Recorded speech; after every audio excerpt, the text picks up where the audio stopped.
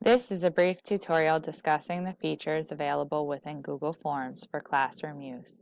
Please remember the preferred browser is Google Chrome. To access Google Forms, you will need to navigate to your Google Drive and select the New button located on the left side. Scroll down to More and scroll over and select Google Forms.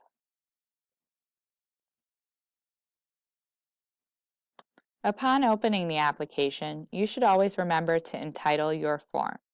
By default, each form is untitled. Click the text in the top left corner and insert the title. Make sure to click out of the text box. Located on the top right-hand side of the screen is an icon known as the color palette. This allows you to determine the colors of your form and also select a theme for the header by selecting the picture icon in the bottom right of the box. A box will appear in the center of the screen. You will notice theme categories on the left, and all the way down you will see the option to upload photos or choose from your albums. If you are interested in designing your own headers, please sign up for the next class that will deal with customization of headers and conditional branching.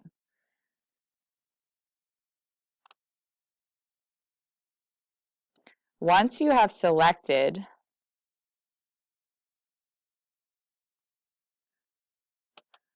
a theme from the categories provided, please click on the blue Select button at the bottom of the box.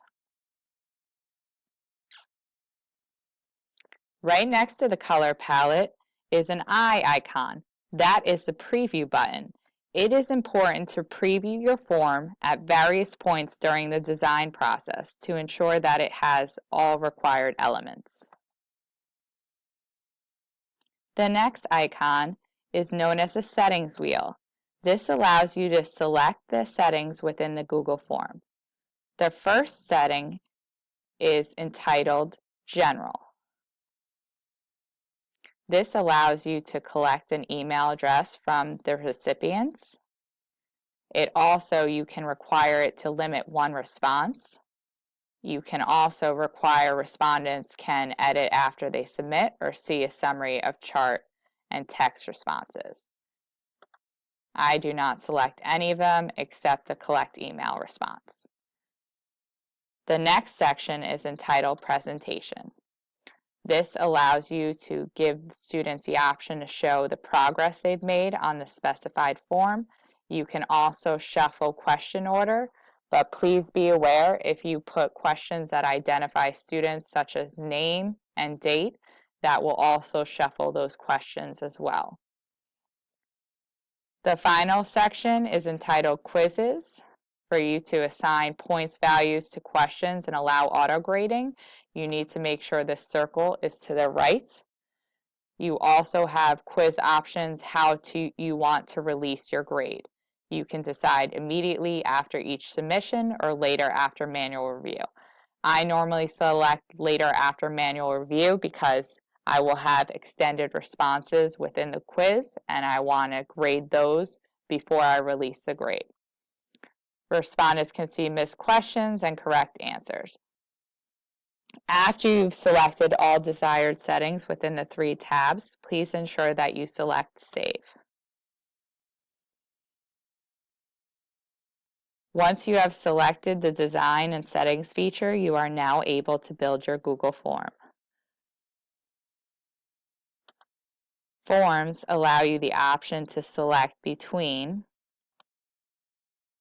various answer options, ranging from short answer, paragraph, multiple choice, check boxes, drop down, linear scale, multiple choice grid, date, and time. Additional elements you can add within your form are add title and description, image, video, and add section. First, select the answer choice that will identify the student. That is short answer text. Please provide your full name.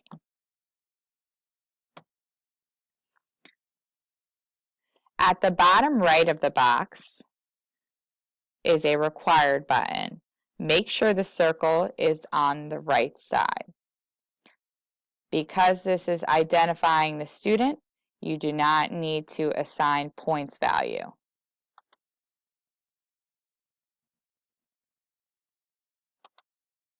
Next, you're going to have the student provide the date in which they are completing the quiz.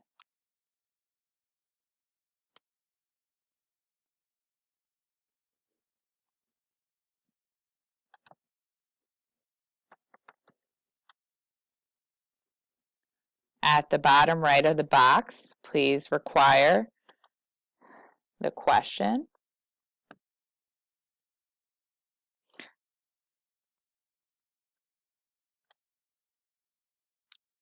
Again, we're going to add another question. This time it is going to have multiple answers, so we are going to select the option checkboxes. I've inserted the question in the provided space, and I'm now going to enter the answer choices. After I've entered all my answer choices for the question, I'm going to make sure that this is a required question, and because this has multiple answers that are correct, I'm going to click on the two words that says answer key. I'm going to assign the question 5 points, and I'm going to also check off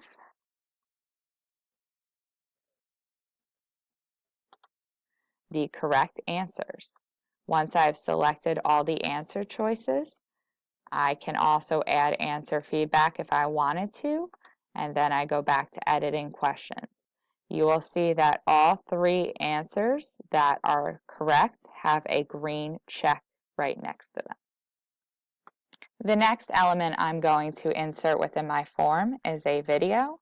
So I'm going to click on the right, Add Video. It's going to pull up the video search within YouTube. I'm going to type vocabulary, digital citizenship. It's going to pull up the video I want about oversharing. I'm going to click it, and then I'm going to hit select.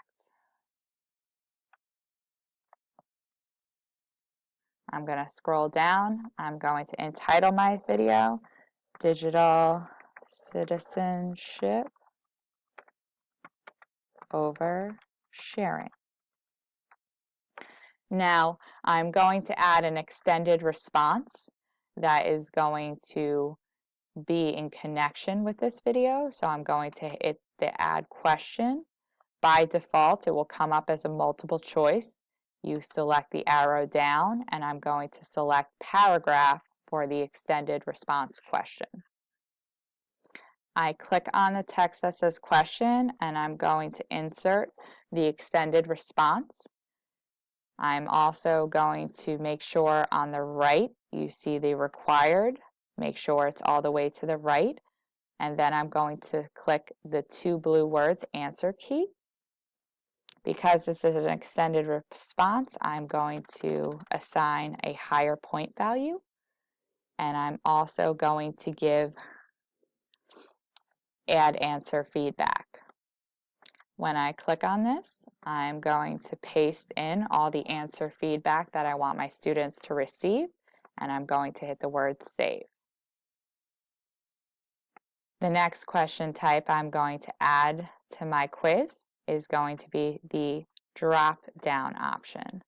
I'm going to select drop-down, I'm going to click in the question text, and I'm going to paste my answer. Actually, I'm going to paste my question. Once I have finished entering all the answer choices, I'm going to make sure I require the question. I'm going to click answer key. I'm going to assign a points value, and I am also going to select the correct answer.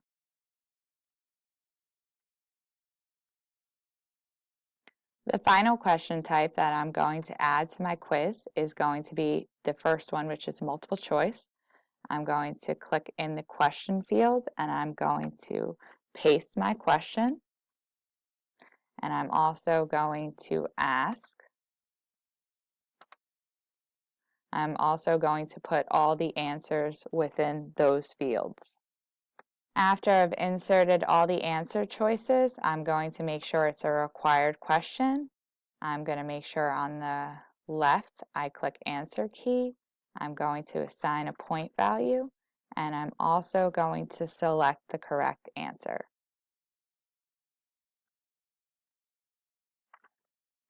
Now that I have all my questions within my quiz,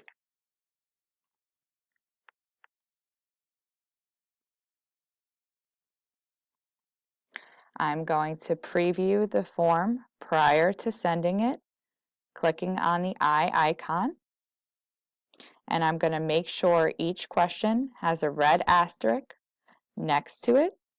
That means that the is required and the participants will not be able to submit the quiz without answering those questions.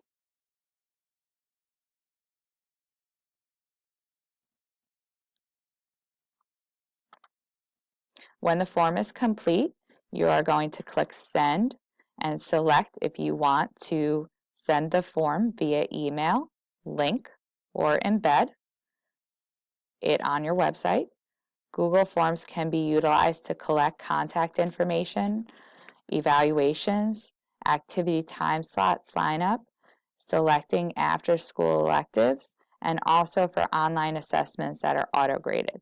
If you are interested in learning the advanced options within Google Form, please sign up for this spring session.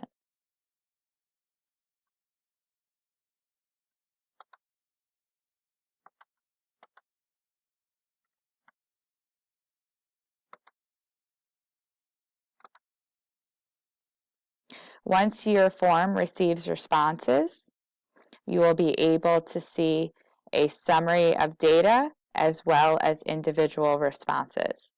Those responses can be sent to a Google Sheet, or if you select the three dots, you will see that you are able to download it as a CSV file or get email notifications for new responses. Take a few moments to locate and identify the areas that were discussed within this tutorial. If you have any questions regarding Google Forms, please let me know.